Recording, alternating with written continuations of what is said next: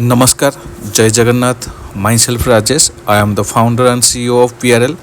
ये एक informative video में बना रहा हूँ जो कि फैब्रिकेटर के लिए बहुत हेल्पफुल रहेगा कि कोई भी नया फैब्रिकेटर जब अपना फैक्ट्री के लिए तैयारी करता है या अपना फैक्ट्री को कैसे तैयार किया जाए, उसका क्या प्रोसीजर होना चाहिए, स्टॉक के लिए कैसे मेंटेन किया जाए।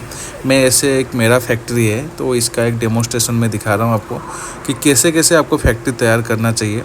सिंपल एक मैंने जो बेसिक मेरा फैक्ट्री का एंट्री था वहाँ डीजी था और वहाँ पे ये देखिए सबसे पहले मेरा एंट्रेंस में रैक है। जब गाड़ी लगेगा ना तो रैक बना हुआ है, तो पहले सबसे माल रॉ मेटेरियल एंट्री होना है। तो ये रॉ मेटेरियल आपको एंट्री करने के लिए यहाँ आपको रेनफोर्समेंट का एंट्री और यहाँ पे आप हमारा ट्रांसफार्मर लगा हुआ है।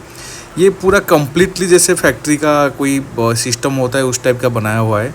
तो आपको देखिए मैंने आपको ये बता रहा हूँ, आपको सबसे मेन जो प्रॉब्लम होता है कि आपको कैसे आपको इलेक्ट्रिकल और न्यूमेटिक कनेक्शन कैसे रखना है।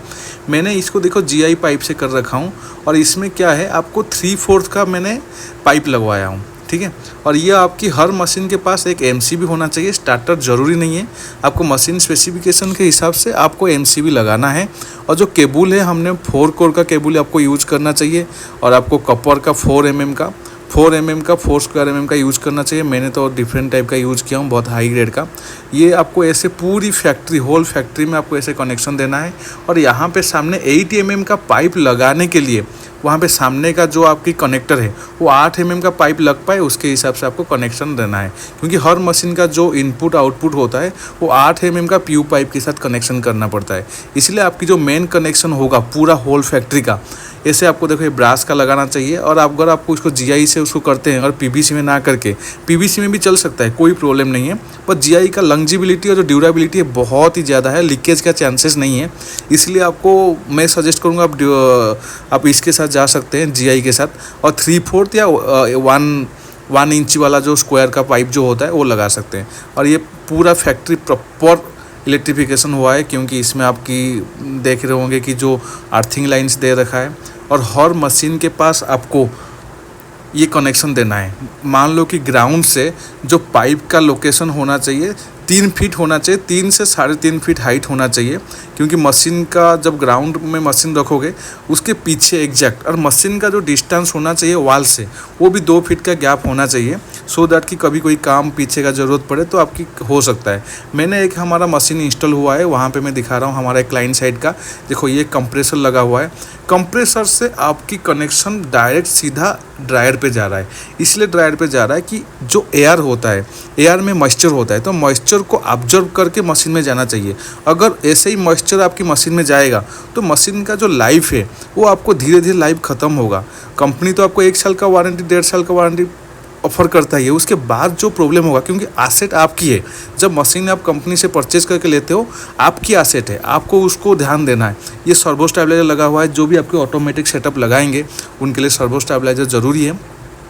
आपको सबसे पहले कंप्रेसर हो गया, सर्वो स्टेबलाइजर हो गया। ये पैनल देखिए पूरी कंप्लीटली सेफ्टी के लिए आपको प्रॉपर पैनल सिस्टम रखना पड़ेगा हर एक, क्योंकि आपको जब मशीन देखो जो छोटे लेवल में काम करेंगे, थोड़ी सी आपको कम पूंजी है, आपकी फाइनेंशियल इश्यूज है, तो आपको उस केस में कर सकते हो कि इतना सर्वो सिस्टम ये सब लगा के आपका ऊपर है। बट मैं एक पूरी फैक्ट्री का डेमोस्ट्रेशन दे रहा हूँ कि आपको प्रॉपर क्या क्या करना चाहिए। देखो ये मशीन रखा हुआ है, मशीन के सीधा एक जंप पीछे है, ये PRL का वेल्डिंग मशीन है।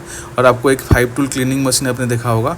तो आपको देखो ये मशीन रखा हुआ है, मशीन से 2 फीट गैप है और 2 फीट के गैप में ही आपको पीछे वो रखा हुआ है फंक्शंस आपको, जो कि इलेक्ट्रिकल और न्यूमेटिक के लिए। और आपको हमारा कंपनी के तरफ से आपको इन्फॉर्मेशन मिल जाएगा कि आपको कौन सी मशीन के पास कितना एम्पियर का या कितना कैसे आपको MCB लगाना है, 4 पोल लगाना है, 2 पोल लगाना है, कितना एम्पियर का FCB लगाना है, वो पूरी स्पेसिफिकेशन हमारा मिल जाएगा। जैसे ये आपकी एंड मिलिंग मशीन हो गया, स्टैंड ड्रिल मशीन हो, हर मशीन को एयर का कनेक्शन चाहिए और इलेक्ट्रिसिटी चाहिए। बिना एयर और बिना इलेक्ट्रिसिटी में काम नहीं हो पाएगा।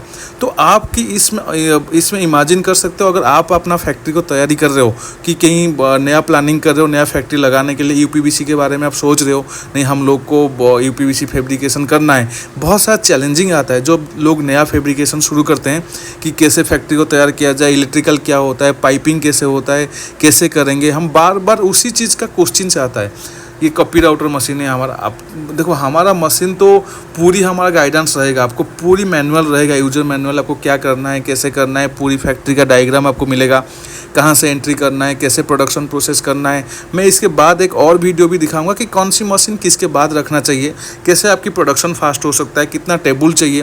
बट ये मैंने एक बेसिक जो दिखा रहा हूँ। देखो ये हमारा आ गया एक कटिंग मशीन देखो उसमें आपकी जो कंप्रेसर होगा, आपको अगर फुल्ली ऑटोमेटिक सेटअप है 7.5 HP का जा सकते हैं और 10 HP में जा सकते हैं, डिपेंड करता है आपके ऊपर। बट आपको अगर सेटअप अच्छे कर रहे हैं, एक डबल हेड का सेटअप के लिए प्लान कर रहे हैं, तो आपको 7.5 HP के लिए जाना चाहिए। हमारा ऑटोमेटिक कटिंग मशीन है, एल्यूमिनियम और UPVC दोनों के लिए। देखो सबसे पहले कटिंग मशीन के पास एक टेबल होना चाहिए। जब भी आपकी रॉ मेटल से माल निकले ना, वो सबसे पहले कटिंग मशीन में आना चाहिए। रेनफोर्समेंट कटर मशीन है, आप इसके लिए भी कनेक्शन। और जब आप बीच में कोई वाल होगा, बीच में कोई मान लो आपकी पिलर है, वहाँ पे भी आपकी न्यूमेटिक कनेक्शन दे के रखना है, क्योंकि आपको वहाँ पे टेबल में जब असेंबल वगैरह करोगे वहाँ भी न्यूमेटिक का ज़रूरत पड़ता है। ये ग्लेजिंग बीड मशीन है, आपको ग्लेजिंग बीड मशीन के पास भी ऐसे ही सेम कनेक्शन देना है। हर मशीन वाइज आपको कनेक्शन रखना है। और आपको हमारा जो कौन सी मशीन 3 फेज है, कौन सी मशीन सिंगल फेज है, वो सब कुछ हम लोग आपको गाइड करेंगे। ऐसे आपको फैक्ट्री तैयारी करना है। मैं आपको बस एक डेमोस्ट्रेशन वीडियो दिखाना चाहता था। Thank you. जय जगन्नाथ। थैंक